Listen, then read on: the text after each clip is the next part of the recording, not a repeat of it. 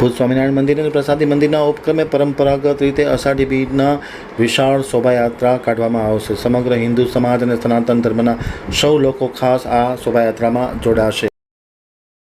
છેલ્લા 13 વર્ષથી ભુજ સ્વામિનારાયણ મંદિર અને પ્રસાદી મંદિરના ઉપક્રમે ભુજની સનાતન ધર્મ અને સ્વામિનારાયણ સંપ્રદાય સાથે સંકળાયેલા તમામ હરિભક્તો સાથે ભવ્ય રથયાત્રાનું અષાઢી બીજના પવિત્ર તહેવારના દિવસે આયોજન કરવામાં આવ્યું છે. બપોરના પછીના સાંજના ભાગે આ શોભાયાત્રાનું પરંપરાગત રીતે આયોજન કરવામાં આવ્યું છે. અત્રે ઉલ્લેખનીય છે કે અષાઢી બીજ એટલે સમગ્ર કચ્છી માળોનું નવું વર્ષ ગણવામાં આવે છે. આ નવા વર્ષને વધારવા માટે વિશાળ શોભાયાત્રાનું આયોજન કરવામાં આવ્યું છે. શોભાયાત્રામાં ખાસ કરીને ધર્મનંદન સ્વામી, કોઠારી સ્વામી, દેવપ્રકાશ દાસજી મહારાજ, જાદવજી ભગત, દેવપ્રકાશ દાસજી સ્વામી, અન્ય વડીલ સંતો, મહંતો, યુવાન સંતો આ શોભાયાત્રાના કાર્યમાં જોડાશે. શોભાયાત્રાની શરૂઆત થઈ ત્યારથી રથ બનાવવાની સંપૂર્ણ કામગીરી માધાપર સ્વામિનારાયણ મંદિરના ભાઈઓ અને બહેનો, યુવક મંડળ, મહિલા મંડળ દ્વારા કરવામાં આવે છે.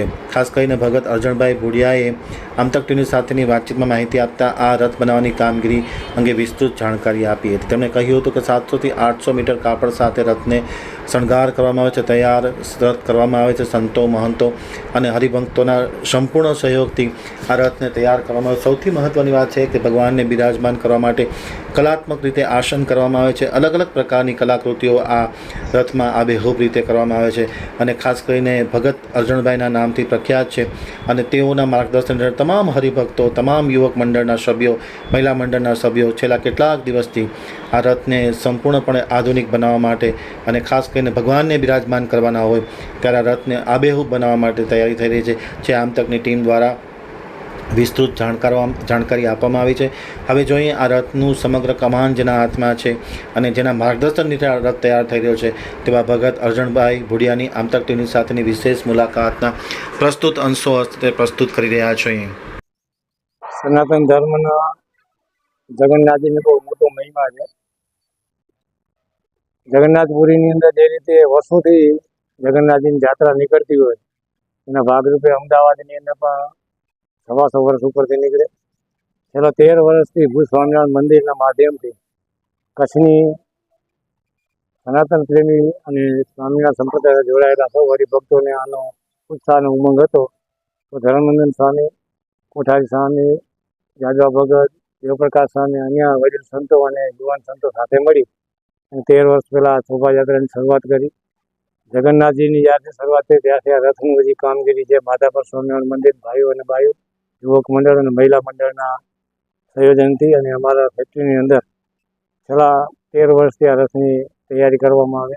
એના ભાગરૂપે આજે અષાઢી બીજના રથની શરૂઆત થઈ રહી છે. એની શણગાર માત્ર બાકી છે. 2 દિવસની અંદર શણગાર કરી અને રવિવારે 7 તારીખે હમીરસર તળાવથી આ શોભાયાત્રા શરૂઆત થશે. આ રથની અંદર વર્ષોથી જે અલગ અલગ કાપડ જે બજારની અંદર નવું આવતી હોય ડિઝાઇનવાળું એ નવું ગોતી અને સારામાં સારું એને શણગારી રથ તૈયાર કરવામાં આવે. એની અંદર બહેનો હોય, કારીગરો હોય, માતાપરના ભાઈઓ હોય, સૌનો સાથ સહકાર રહેતો હોય, સંતોનું માર્ગદર્શન રહેતું હોય. આની શરૂઆત ભુજ હમીરસર મંદિરથી કરી bus station, Vaniyavad, Indirabag, jubilee circle, collector office રહી અને મોટા મંદિરની અંદર પૂર્ણાહુતિ થતી હોય.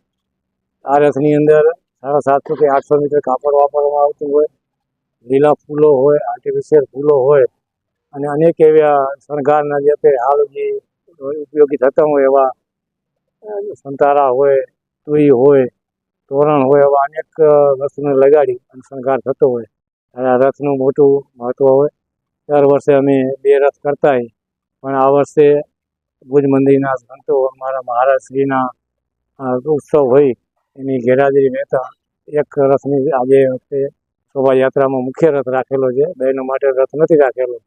જેથી આપ સૌના માધ્યમથી સમસ્ત સનાતન પ્રેમીઓ અને સ્વામિનારાયણ સંપ્રદાય જોડા સૌ હરિભક્તોને આપના માધ્યમથી ભુજ સ્વામિનારાયણ મંદિરના મહંત સ્વામીના આજે આશીર્વાદથી આપ સૌને આમંત્રણ આપું કે આપણે સૌ આ શોભાયાત્રાને આપણી સૌની હાજરી ઉપસ્થિત રહી આ શોભાયાત્રાને શોભાવવા માટે આપ સૌ તન મન ધનથી હાજર રહી અને આપણે જગન્નાથજી મંદિર ભગવાનના દર્શન કરી અને આપ સૌ ધન્ય બની એવી પ્રભુ પાસે પ્રાર્થના. ખૂબ ખૂબ ધન્યવાદ, આભાર. જય સ્વામિનારાયણ.